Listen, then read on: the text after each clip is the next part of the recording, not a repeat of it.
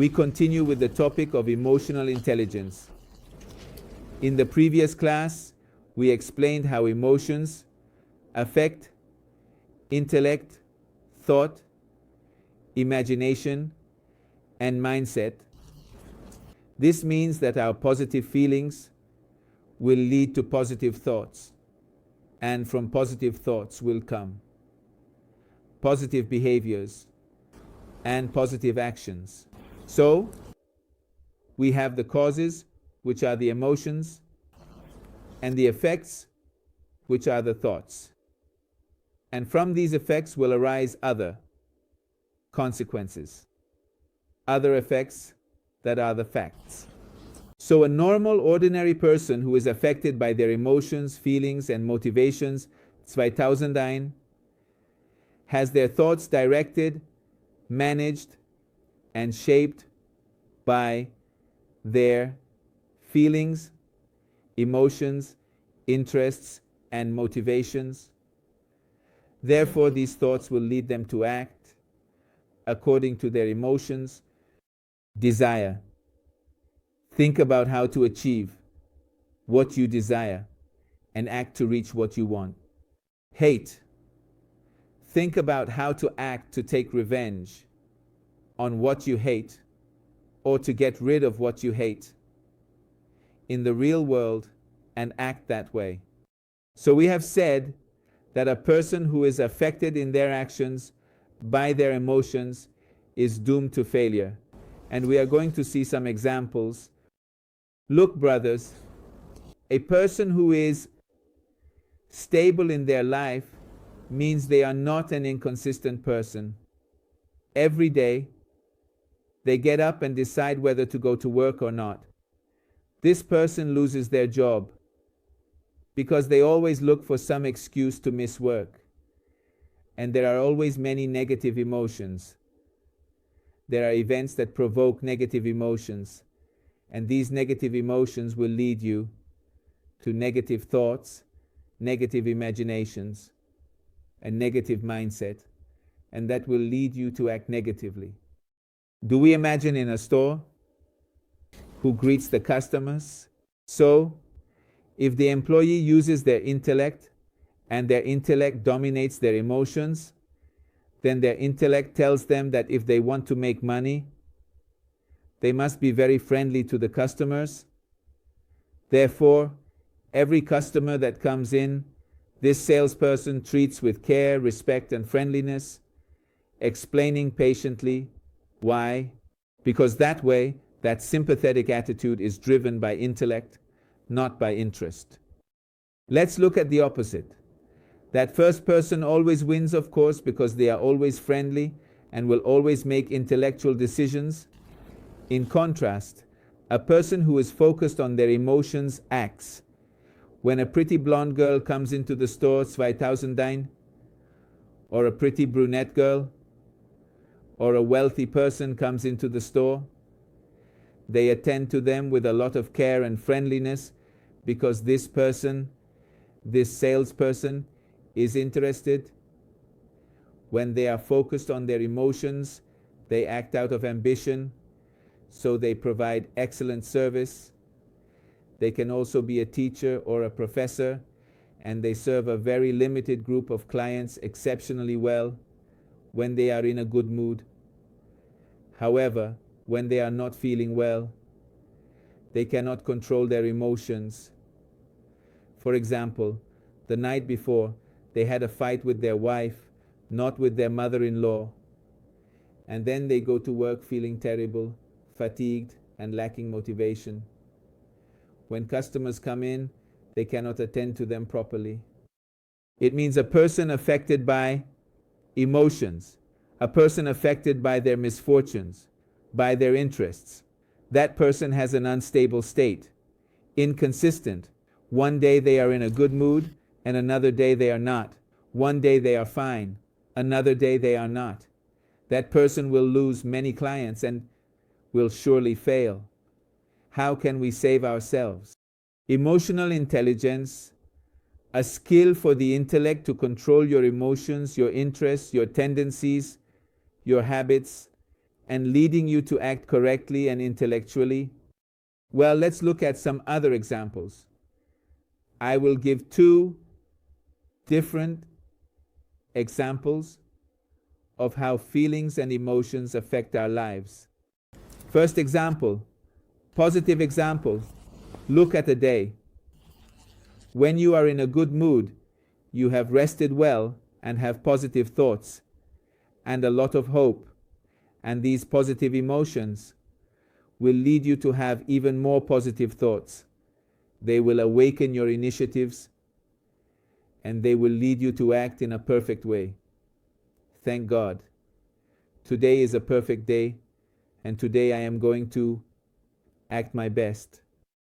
So you are going to be very friendly, very nice, very skilled in your work, focused, and your attitude will be very constructive, very positive, with a lot of patience, a lot of respect, a lot of love, a lot of care, and very attentive to your work.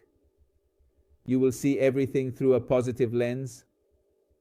The worst that happens, you can explain it, you can interpret it from the best to the worst. The worst things that happen in your life, since that positive emotion is very strong, will help you interpret the outside world in the best way. You are still a grateful person. A person we can say is very pleasant and doing great. And they will give you, for example, a soda. With a soda, you are perfect. With the minimum, you are. We can say in the best emotional state, in the best state of production, of performance. But let's look at the opposite. The opposite. When one day you are in a bad mood, it means negative emotions. It could be due to a loss, an accident, the loss of a loved one, a disagreement with your mother-in-law, with your friend, with your girlfriend, whoever it is. You had a bad argument, you feel terrible, and oh God forbid, a person who drank the night before, and you know that wine and beer are made by Satan, then they curse life. A person who starts the day on the wrong foot, begins life with sin. For example, they miss the morning prayer. A person who rises with the sins of the previous night. That is why it is important to repent every night before sleeping. But then that person filled with disappointment, negative emotions, filled with hopelessness, filled with a desire for sin, that is called the curse. The curse is lifted when you already have these negative emotions. Also combine it with the temptations of Satan, who is our enemy, who has sworn to destroy our lives, to curse our lives, and will tell you that nobody loves you, that everyone hates you, that you are a savage among other savages, that you should take advantage of everyone, that you should exploit those close to you, that you should abuse everything that is possible, because if you do not take advantage of your friends, your family, what your father can provide, the money from your dad, then then you will be a cruel, oppressive, horrible person, and you will have a terrible life. It means the negative thinking that fills your head. Everyone is a thief. You must be another thief. If you don't steal, someone else will steal. If you don't take a bribe, someone else will take a bribe. In this, I can say that everyone is in a horrible rivalry. Each one is eliminating the other. Look at this negative thought that some people unfortunately have about those who are farther from God, who are less grateful for God's favors. That person is more attacked by the temptations of Satan and thus is condemned to suffer. That is the curse in life. It doesn't matter how much money you handle. What matters is that you are receiving the curse at every moment. So that person who is going to see the world with a negative outlook, as if they have put on the glasses of curse, is not trustworthy and does not trust. When one does not trust, one cannot love. When one cannot love, one cannot enjoy life, nor trust in God, nor love God. Since he does not love God, he cannot live happily. He does not trust his wife, and he does not love his wife. So since he can have neither that love nor that trust, he loses, to say the least, the flavor of life, the sweetness of being with his wife. He loses it completely. Let's see, that person is already a very hurried individual. They have a disordered, unstable life. Instability is a main characteristic of their life. Every day he doesn't know what to do, where to go, and he is always pessimistic. He sees everyone with a suspicious eye, thinking maybe they will betray him now, because he himself is a traitor, because he himself is a vengeful person. He is a very conflictive person, always critical, always shouting, always upset. Nothing is ever right for him. Everything that is best for him is the worst. Everyone sees him negatively. Everyone sees him as a big hell. That is the life of the cursed, the life of sinners. So the difference between the believer and someone who is very materialistic is that materialists are always looking at the world with a negative eye, with a negative lens, with a negative perspective. Because look, brother, when you are very focused on material things and you love the material world, everything that is worldly, your lust, your desires, your interests, you are always worried about how to acquire more material possessions. Material things are limited, and everyone is willing, exposed to, being lost. Material things are always lost. If it's money, it's for spending and losing. If it's a car, it wears out. All material things wear out, get lost, and age. So you have it today, and tomorrow you may not have it. If you are attached to material things, you are doomed to suffering. Because this is life. Your body ages, your beauty fades, your money is spent, your health declines, and you are left with nothing.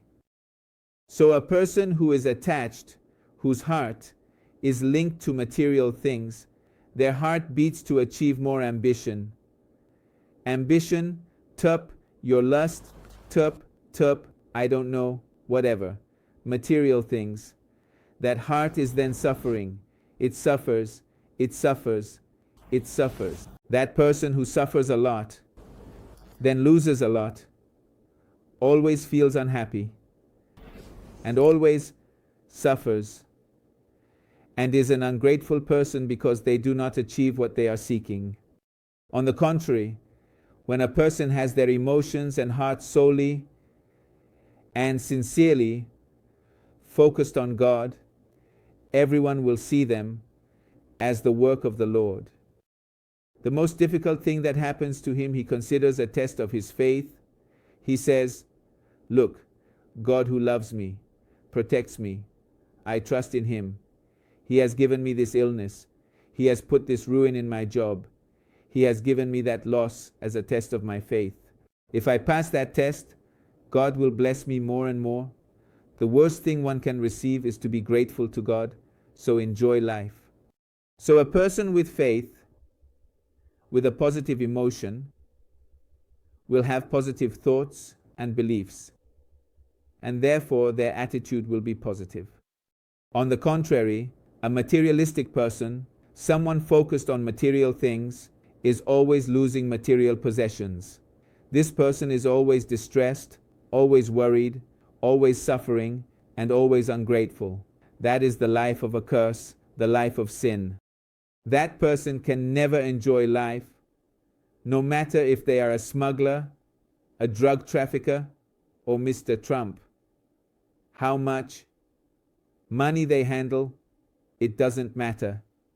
It's all pure infernal curse, whatever they have. Neither can these people enjoy the most luxurious house they have, nor the most luxurious car they have, nor the most delicious looking food they have. They cannot enjoy it. The incredulous hypocrites are doomed to suffer in material life. Here they will endure the hell of curse. But the believers, even if they are poor, have a grateful heart. They have a heart that beats for God. That person will have positive thoughts, seeing the world from an angle where everything is pure beauty. Then, the most excellent Zainab in Karbala, when asked after the enemies killed her children, 3 sons, the sons of Zainab, the brothers of Zainab, they all were killed, including her nephews. So that governor of Yazid, that oppressor, that tyrant, asks, Your Excellency Zainab, daughter of Ali Salah Hosena, how have you seen all these events? And she responds, Morit el Jamila, I have seen nothing but beauty. How can a woman who is so hurt enjoy life? Of course, she cries, but she does not have that unhappy feeling. She does not have it because she is a believing woman. The hardest test of God says God is watching me. God is my protector. God is the one who knows my sufferings. So God protects me, blesses me, and I have a life full of blessings. Then she says, what I see is beauty. The hardest trials of life, the greatest loss in life, for her is a beauty because it is from God. It is a test for which God wants to bless her. The more blessing, the better. So when the test is more difficult, it's better. If I can pass that test and show that I have enough patience, enough faith, I will receive more blessings from God. So no test, it's not difficult, no test, no matter how hard it is going to destroy my life. Well, that's the conclusion of that part. Look, brothers, emotions affect our thoughts, and thoughts influence our actions. So, if we have emotions and faith as part of sentimental things, faith, the love you have for God, if you have faith in material things, these emotions are always negative. Those negative emotions always affect your thinking, making it negative because you are always losing something material. If you are a shareholder, stocks will always go down and then up. You have dollars, it will go down, it will go up. You have silver, it's the same. Everything is exposed to ruin.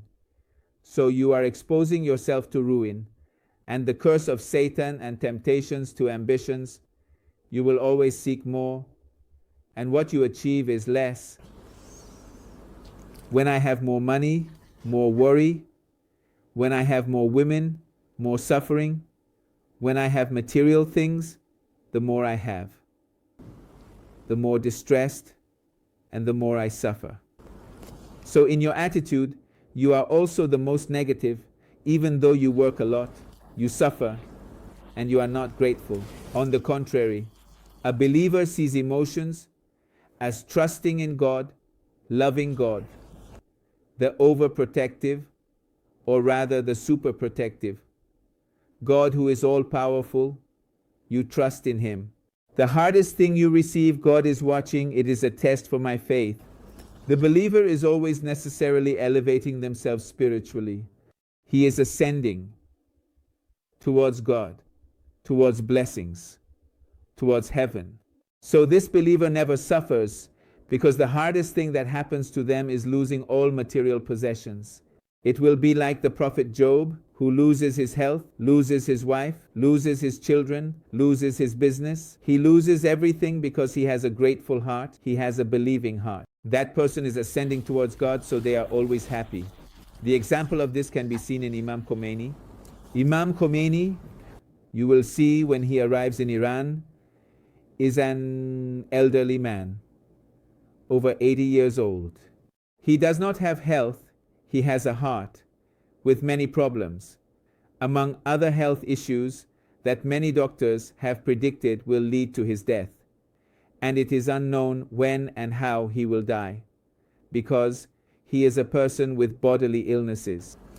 A few years earlier, they killed his son Mustafa.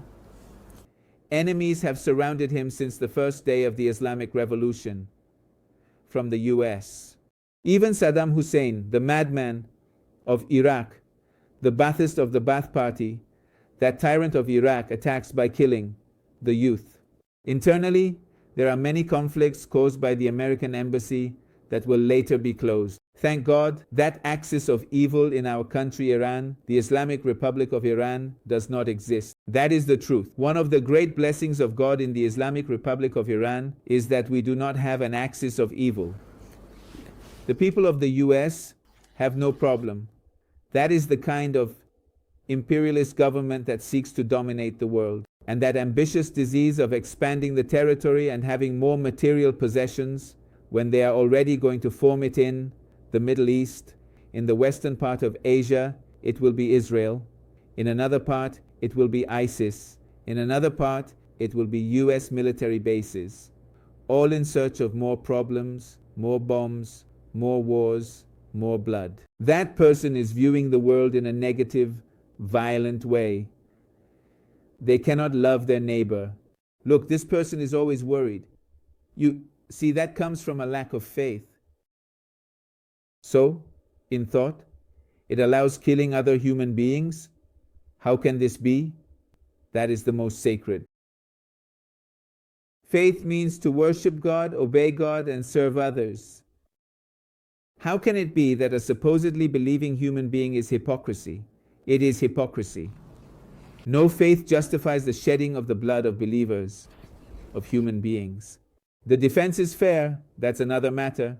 We are not just talking about defense, and defense tailored to the attack. And forgiveness is always better as long as it is possible. But when one must endure, one must be strong. The believer also has another trait, which is strength. They are not easily dominated. The believer does not allow these people from the life of curse who want, for example, to impose a life of homosexuals, of gays, I don't know, to disrupt the family. All of that they will impose on the world. The believer is strong. He does not allow it. They want to strip him, send his daughters, his family, send them out onto the street like that, naked. The life of drunks? No. The life of Trump does not allow it. The life of the corrupt does not allow it. 2009 does not allow it. Not. But he also has a pleasant life. A life grateful to the Lord, grateful to God, and always enjoying.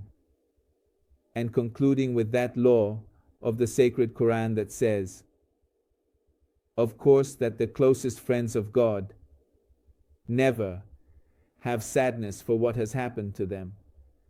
Because the most difficult thing that may have happened to you was a test of faith. And you, being a believer, have endured it with patience, with gratitude to God. So you have grown. You have no sadness because you have lost nothing. You have achieved everything that God will do. Closer proximity to God means the sadness of what has happened. And they are not afraid of what is to come, because everything that is to come, the worst materially that is to come, for me will be a test from God. So these believers are always happy, enjoying life. That will be the life of the Most Holy Jesus. That will be the life of the Apostles. That will be the life of Imam Khomeini. That is the life of the esteemed Prophet Muhammad Sallallahu. That is the life of Imam Hussein alayhi salam. On the day of Ashura, as more problems and attacks from the enemies arose, the face of Imam Hussein was seen with more enthusiasm and energy, up until the moment of the martyrdom of Sayyidu Shuhad Emu Hussein, the Lord of the Martyrs.